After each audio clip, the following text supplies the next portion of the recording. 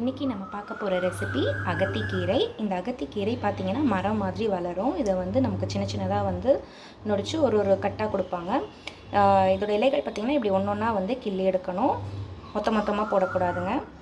இப்போ பார்த்திங்கன்னா நான் எல்லா இலைகளையுமே உருவி ஒரு இப்படி தண்ணியில் போட்டு நல்லா கழுவி அழுக்கெல்லாம் போகிற வரைக்கும் சுத்தம் பண்ணி இப்படி வாஷ் பண்ணி தட்டில் போட்டு வச்சுருக்கேன். இப்போ நம்ம இதை சமைக்கலாம். அடுப்பு ஆன் பண்ணிவிட்டு ஒரு வானலி வச்சுக்கோங்க. கீரைக்கு பார்த்திங்கன்னா கொஞ்சமாக எண்ணெய் விட்டாலே போதும். இப்போ நம்ம இதில் வந்து தாளிப்பு சேர்த்துக்கலாம். கடுகு, உளுந்தம்பருப்பு, கடலைப்பருப்பு ஃபஸ்ட்டு சேர்த்துக்கோங்க. ஓரளவு நல்லா வதங்கினதும் இதில் வந்து நான் 2 பெரிய சைஸ் வெங்காயம் சேர்த்துருக்கேன்.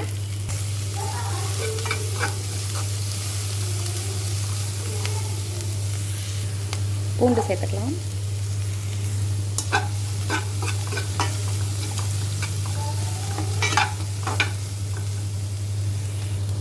கருவேப்பிலை இலைகள்,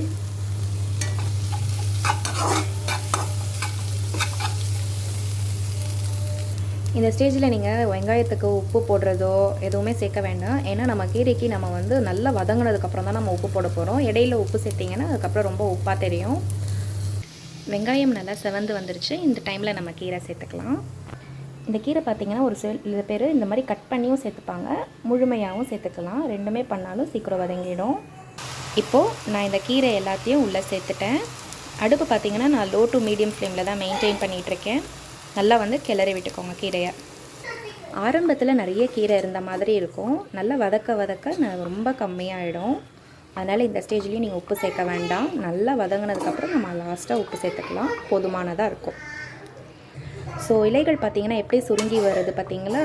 ஸோ நல்லா வதக்கிட்டே இருங்க, நல்லா சுருங்கி வரும். தண்ணிலாம் எதுவும் ஊற்ற வேண்டாம். அதே சமயம் கீரை வந்து மூடி போட்டு சமைக்கக்கூடாதுன்னு சொல்லுவாங்க. ஸோ அதனால் வதக்கி விட்டுட்டே இருங்க, லோ ஃப்ளேம் டு மீடியம் ஃப்ளேமில். தண்ணி ஊற்றாமல் எப்படி வேகும்னு நீங்கள் வந்து கேட்கலாம். இப்போ பார்த்தீங்கன்னா இந்த கீரையில் தண்ணி வருது பார்த்திங்களா? அதனால தான் சொன்னேன். ஏன்னா நம்ம கழுவி வச்ச கீரையிலேருந்து தண்ணி வெளியே வருது. ஸோ அதனால தான் நான் தண்ணி ஊற்ற வேண்டாம்னு சொன்னேன். இந்த தண்ணியே போதுமானதாக இருக்கும். நல்லா வதக்கி விட்டுக்கோங்க. கொஞ்சம் நம்ம பக்கத்தில் இருந்தே கிளறி விட்டுட்டே இருக்கலாம். கொஞ்ச நேரம் வேலை தானே, நல்லா கடக்கடன் ரெடி ஆகிடும். போட்டுட்டு போகாதீங்க, பக்கத்துலேருந்து பார்த்துக்கோங்க, சரியா?